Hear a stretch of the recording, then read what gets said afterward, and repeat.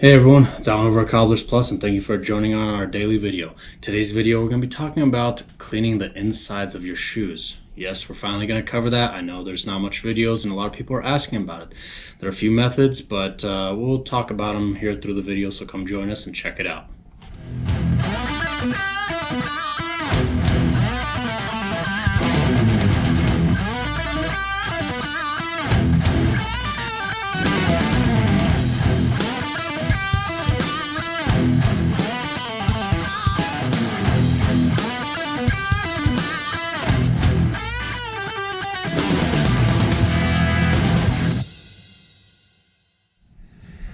Now, I've got a few things here pulled out for today's video. We're going to be back at it with these 2 boot New Yorks that we've been working on little by little, and I really want to show the steps and different methods that may be done. So there's cleaning and there's conditioning. So there's 2 different things. Some people, I understand, kind of confuse the 2. It's the same process with the uppers. It's not the same. Cleaning, conditioning, polishing, that's all different stuff, and that's just on the uppers. The insides, same story. Cleaning and conditioning are different. Conditioning has been one of those things that are basically next to impossible because people are always talking about using, Big 4, the Renovator cream, the Universal cream, some Venetian cream, whatever it may be. But the problem is most of those creams, they tend to have either animal fats or even natural occurring types of oils that are just a little too potent, and especially when you mix that with, foot smell, in other words, or any foot odors that may start to occur in the shoe, oils and everything, and they kind of mix in together, and it really gets some shoes get really nasty. I mean, you do not even want to get near that person's shoes, and if they come over to your house to visit, you're going to be asking them to keep their shoes on. But we're going to talk about a method that's going to be a little bit on the safer side, and you're going to be a lot happier with, especially if you bought a pair of shoes that I also may be used. I know a lot of you gentlemen out there, and ladies too, that like to buy the used shoes and kind of have them refurbished, recraft, because you get an awesome deal on them. But let's go ahead and jump into it and talk some more. Now, to start out is cleaning. I'm going to move this shoe out of the way because this one's been taken care of. We were working on the left shoe here already. That's kind of like the, almost like finished product. This one was technically also finished product, but the left shoe, I'm gonna move that one out of the way and do that one later on. So for now, let's go ahead and start out on the cleaning. You take out shoe trees if you have any or anything like that. Laces, obviously, you want to take out as well. And really starting out, first things first, is check to see if the insole is removable. A number of high-end shoes and footwear out there don't tend to have a removable insole of any kind. Everything's kind of secured in there, glued down, held in by maybe stitching or whatever it may be, so there's not much you can do about it. But if you have a removable insole, some of those mid-grade to low-grade shoes, they tend to have a removable insole. Definitely want to make sure treat that separately. But this pair here, 2 boot New York, everything's glued down and kind of secured in there, so there's not much we could do about that. But once you have that insole removed, set it aside, and first things first is which cleaner are you going to use? Now, most people think, going for something a little bit stronger, like rubbing alcohol, for example, is a good idea. Yes and no. The rubbing alcohol will be great as far as maybe killing bacteria and germs, but unfortunately it's just a little bit too strong. It may deactivate adhesives. It may end up bleeding through from the inside to the outside, especially if you have a lighter colored shoe. That's not the best thing. You definitely don't want that. The other thing is, messing around with, something like peroxide. Peroxide's not bad, actually, especially if you come across a pair of shoes that had a little blood stain. Yeah, I know it sounds gross, but every now and then you may come across where somebody ended up having a blister rubbed kind of badly, and there may be a little bit of stain, and you want to treat that. By all means, use the peroxide. It'll actually help remove a lot of that blood, not permanently, but it'll help remove some of it so it doesn't look as nasty. But my all-time favorite thing, well, let's go back to the peroxide real quick. The peroxide it's basically water, in other words, with added molecule of oxygen. Water is H2O, well, peroxide is H2O2, so it's got an extra amount of oxygen. Now, that works great, but it does have a potential for deactivating certain types of adhesives, actually. Depending on the type of adhesive, I have found out recently that it can actually deactivate them. So, you know, to prevent that kind of problem, usually on your high-end shoes, you don't have that adhesive used. It's usually on the middle grade to low grade shoes, but I still don't advise that. Maybe if you're doing a spot treatment, so if you look inside and you find, oh, there's a little piece of potentially blood or something on the back of the heel, that's where you want to check on the back heel, on the inside here of the shoe where the toes kind of hit, where the pinky toe and the big toe are. Check those areas and then maybe pre-treat it with maybe like a Q-tip. Now, I've checked these over a few times. There's nothing like that. Plus, it also has a dark liner inside, so it would be very hard to spot anyways. But if you have a lighter shoe and you spot that, definitely pre-treat it. Grab some Q-tips, dip it in the peroxide, squirt the peroxide on there, and just kind of clean it over and set aside to dry for a couple of minutes. Usually because it's H2O2, it tends to dry fairly quickly. The only time that it takes a while to dry is when it's fairly soaked, in other words. But usually once you're done with this shoe, by the time you're done with the next shoe, the first shoe that you started with is already dry. Typically that's how it goes.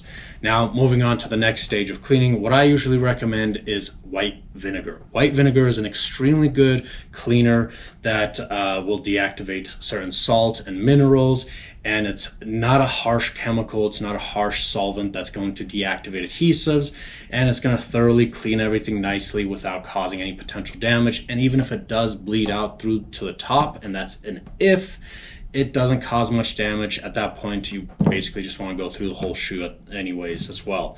Kind of like we did with treating that salt damage on these guys.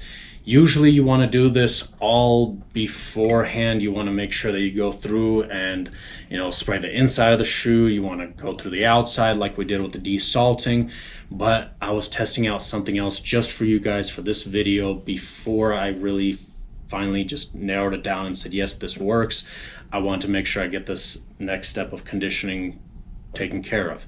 But let's go ahead and start on the cleaning. Typically what I like to do is I take a liter bottle like this, that's a spray. It's a lot easier. You could do it in a regular bottle if you wanted to, but that's up to you. Usually I'll take an entire bottle of this Lincoln Easy Cleaner because it has a little bit of better cleaning agent in there, so it really gets down in there and gets a lot of that gunk out for you, especially when it foams up nicely. Definitely great stuff to add in there. If you want, you could just use the white vinegar. That's fine too, but I really recommend putting an entire bottle. This is an 8-ounce bottle. Angelus makes it as well. There's a few other brands out there too, but an entire bottle for a 1 liter spray bottle like this. And then the rest of it you can fill up with white vinegar. We sometimes grab from the dollar store over here. The cleaning white vinegar works phenomenally as well. The regular white vinegar that you see at the grocery stores in the grocery aisle, that one's kind of for cooking aspects. So there's certain things in that particular one that they haven't removed, where in the cleaning vinegar they have removed those certain agents out of that liquid in particular. So I just wanted to mention that. But either one works phenomenally. In other words, it's just the cooking one may have a stronger smell for a longer period of time, where the cleaning one doesn't have much of a smell to it. Has a smell to it, but not as strong of a smell that's going to last for an extended period of time. But anyways, back to this. Once you got it all mixed in there, poured in, shake it around just a little bit. You don't want to shake it too much because this stuff, especially if you have it in there, it foams up a lot and it's going to start squeezing out through the tops, and it makes it a little bit harder to spray there. But anyways, with the spray bottle, you're just going to kind of spritz all over the inside just a little bit like this. And as you can tell, this is why I highly recommend doing this when you do the entire shoe for treating with the upper as well. You can see some of it's dripping out there just like that. And then you grab a rag. You could apply it directly to a rag if you wanted to, but I like spraying it down. It gets into a lot of the nooks and crannies better and soaks in a little bit. But you just get in there nicely and thoroughly clean everything out as best you can. Now, if you're having some trouble reaching down in there a little bit, noticed every now and then if you kind of shove this guy in there just a little bit, it's going to press everything out just a smidge, especially if you have a smaller shoe tree. Now, if you have one that's extremely tight or a form-fitted one already, might not work as well, but that happens. You could also grab pliers. You could grab pliers or any kind of metal bar or anything like that, whatever you may have. Like, closest thing I have right now is this right here for my GoPro. I could use that. But if you don't have anything around, other option is twisting this up and just pushing it down in there as far as you can to the toes. Just kind of wiggle around back and forth as best you can. Now, obviously, if you want to do an extremely thorough clean, you can basically soak these things and just spray them down like crazy. That's your decision. Again, it's not going to cause any kind of harm to the upper because there's no serious solvents in here that can cause any kind of damage, but that's up to you. Afterwards, if you use just the spray method, I highly recommend stick your shoe trees in there, whether you're using plastic or cedar ones. Cedar ones will kind of absorb the moisture a little bit better, just to help it keep that shape, because while everything's drying, the shoe still wants to bunch up a little bit. Plastic ones won't breathe as well, might take a little bit longer, but you know, if that's all you have, by all means use that at the very least. Now we're back to the one that we're a little bit further ahead on. Now with this one, since we sprayed it down, I won't be able to do too much with it except for let it dry. Usually a couple of hours is pretty okay, but overnight is kind of ideal to let it dry. Now if you did the whole soaking method where you did the inside, the outside, you really soak these things, give it at least 24 hours to dry before sticking the shoe trees in. Definitely put them, you know, somewhere upside down, like over a sink or maybe like in your garage, wherever might work, so it just kind of drains out for at least an hour. After an hour is up, I highly recommend sticking the shoe trees back in there and then leaving them be for about 24 hours, just because that's a lot of liquid if you're really drenching them, which we have to do sometimes as well here at our shop. Nothing wrong with that again. But moving on to one of those things that everyone's saying, oh, how do I condition the insides? I said no to Big Four, I said no to Universal Cream, I said no to basically every other cream conditioner out there that you put on the uppers. Well, as you can tell here, we've got this, and we just did a video on it. Saphir Soul Guard. Yes, Saphir Soul Guard. 100% vegetable oil, highly refined, very particular berries and vegetables that are used to get this oil. And so basically it doesn't turn out all oily, it doesn't turn out sticky, it doesn't really even have much of a smell. It really doesn't have a smell at all. That's interesting, actually. I thought I smelt it every now and then, but that was something else, I guess. But there's no smell to this, okay? Very, very good stuff. And that's what I was really testing out. I wanted to test this out for everybody, and it turned out to be something that works very well. And again, this is not something that you do frequently. This is every now and then, maybe during your full treatment, or once every 6 to 12 months. Once a year is fine. But cleaning up the insides, or when you have a new to you pair of shoes or boots that are used by someone else but they're new to you and you want to give them some love and attention, start out with the vinegar based cleaner that has this Lincoln Easy cleaner, clean them up thoroughly, then afterwards condition them. And it's quite literally get a rag, put it on the rag, and just kind of rub it around in there, get it all around. Because this is so refined and it's designed to soak in and to penetrate into the harder leathers on soles, it's going to do very well for the inside of the shoe. Very well. Something that I had thought about for some time to test out the theory, and it seems to have been working out very well. I haven't had any kind of problems with any kind of odors as well. But just kind of rub it all around on the inside, underneath where the tongue is as well. The tongue itself. I have to do this a little bit more standing up. And some of you are thinking, well, what if I use regular vegetable oil? No, it's not the same. That's something I've mentioned many times before. It is not the same at all, because this is very refined. It is not made for cooking. It's not made the same way as cooking oil would be. So don't think that you can go to the grocery store and just buy some cooking oil, because your feet are going to stink. Those shoes are done for. This bleeds through just a little bit on a light colored shoe. It's not going to cause any kind of major damage at all. I mean, you shouldn't be putting in that much anyways. You shouldn't be taking this and dumping it in there. Do not do that. You're going to ruin your shoes, because that's a lot of oil all at once for the leather, and it won't be able to absorb it. So it's just going to start seeping out through the sides. But if it does bleed through the outside area, that can easily be taken care of, because the refined steps that they take on this stuff, on the Soul Guard, it doesn't really stay there in such a way where it's going to cause permanent damage, I've noticed. But you know, just kind of go through and condition the entire shoe as much as you can, and then thoroughly let it dry. It's recommended to let it dry for an hour. I would recommend letting it dry overnight. With shoe trees, obviously, with shoe trees, even though it's all supple and everything on the inside, the shoe trees will kind of help keep its shape and everything. And then it might give a little attention also. If you have little excess amounts of this stuff in here, it doesn't hurt if it gets on that shoe tree. You're actually going to condition the shoe tree as well, which is double extra points, you know. That's definitely great.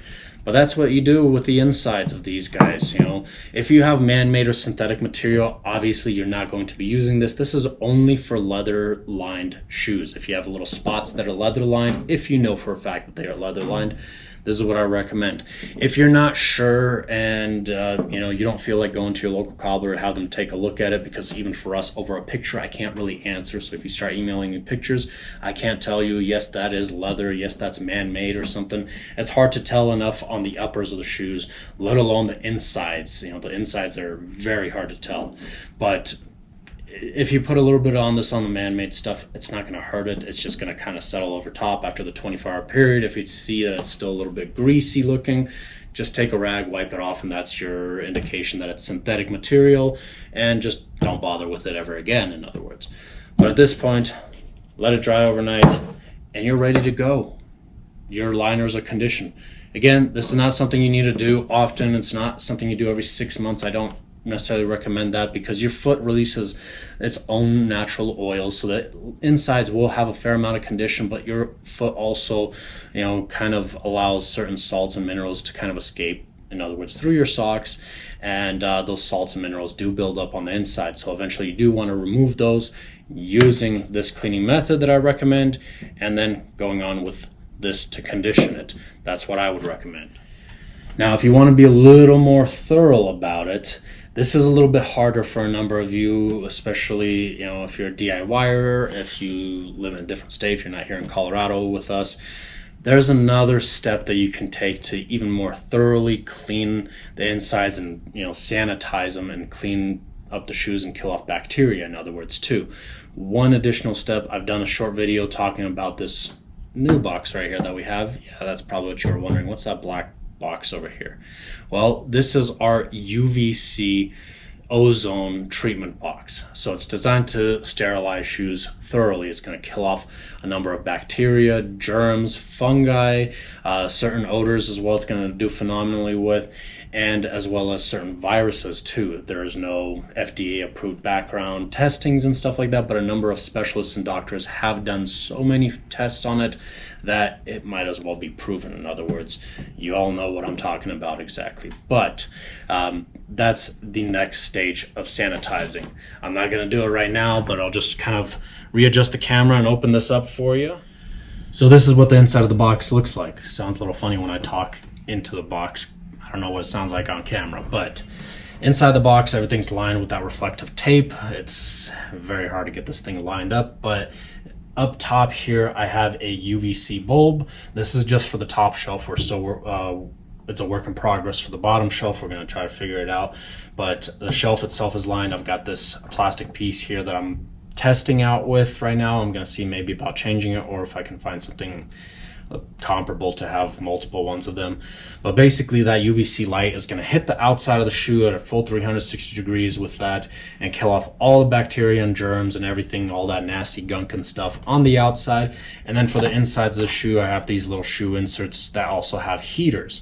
So typically here at our shop, what we would end up doing is, after we spray down with the vinegar to deactivate all that salt, instead of sticking these shoe trees and letting, made a lot of noise there. Instead of letting it all dry overnight, they would go straight into that UVC box. These inserts go in like that, and they give off a little bit of heat to help everything kind of evaporate a little bit quicker. It's going to sit inside there as soon as they're done cooking. In other words, it takes about 15 minutes. We go straight for the shoe trees and stick them back in as quickly as we can, because there's still just a little bit of moisture in there left, and we want to make sure that the shoe, when it's all drying thoroughly, it dries and doesn't want to bunch up. But while it's in there, we can't really stick a shoe tree in if we're trying to thoroughly clean off that bacteria and germs and everything. But just to kind of give you an idea, if I can get up here. This is really hard, actually, surprisingly. Okay, so you can see the blue light, very bad for me to look at, so I have to kind of try to look away from it as much as possible. But that's what it looks like right there. Blue light up top turned on as well. I'm trying to stay away from it because this is actually hazardous. If you actually look at it in person on camera, there's nothing that's going to affect you. So if you're watching, you're perfectly safe. Don't get worried, don't get scared, you're fine. It's me standing right here. If I stick my head in there, it's not good for my eyeballs. So that's why we have a door on there that latches as well. But at this point, this thing is on. It's going to be on for 15 minutes.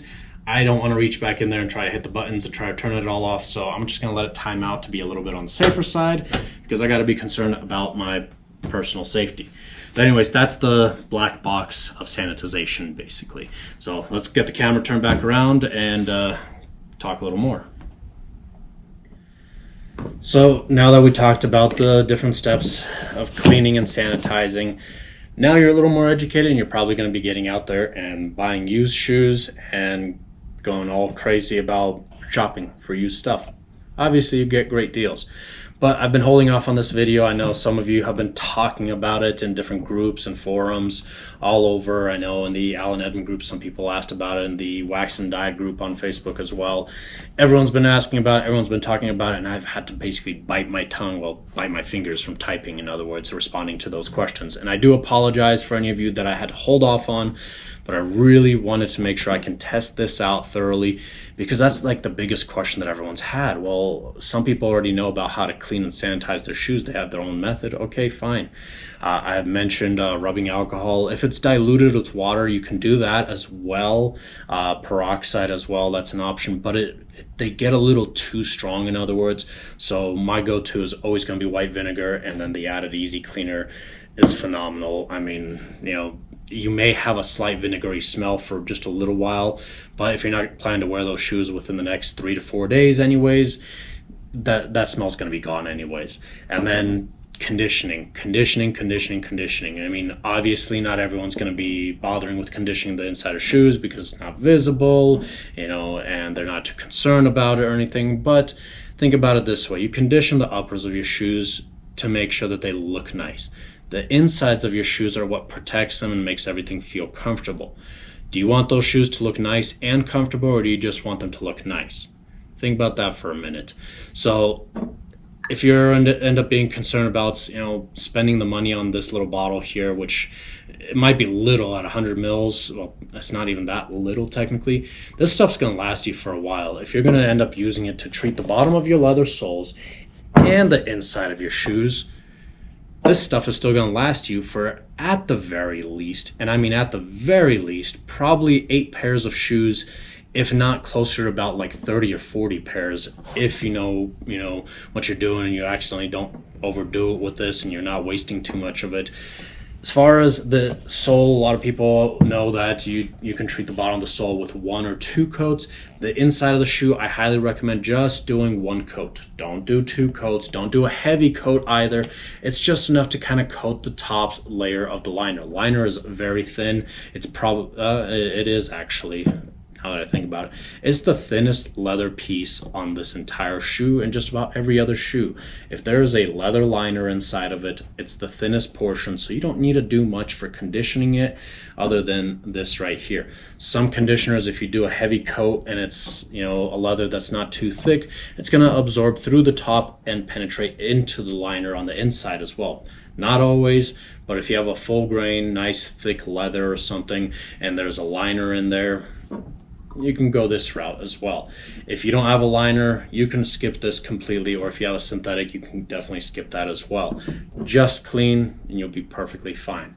But anyways, if you have any questions or comments, leave them down below. You can always send us a message on our website. All of our contact information is on there. You can call or send us a message, or if you're local in the Denver, local in the Denver area, can't even talk again, stop on by. We'd be happy to help however we can. And again, if you're in local here, you can always swing on by and we can do a full UVC treatment as well for you if you like, and get you going with fully sanitized shoes, and you're going to be happy. Check with your local cobbler. It seems like some of the cobbler shops are starting to come out with these UVC boxes as well.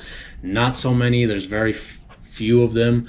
But if you're shipping shoes to us and you're having us do any other services, you can always request that as well. UVC treatment, just write that in the notes section and we can definitely take care of that for you and get it all going. So once you get your shoes back, they're looking great, they're back in shape and fully sanitized. Again, thank you for watching. Hope you enjoyed it. Don't forget to give me a thumbs up if you enjoyed this video, and subscribe to the channel if you've been enjoying our content, and hit that notification bell icon to be notified for any additional videos that we will have out in the near future. I'm trying to work on it. Right now I'm having some technical difficulties and trying to revamp things, so hopefully in the near future we'll have even higher quality content for you and more frequently. Thank you again for watching, and we'll see you next time.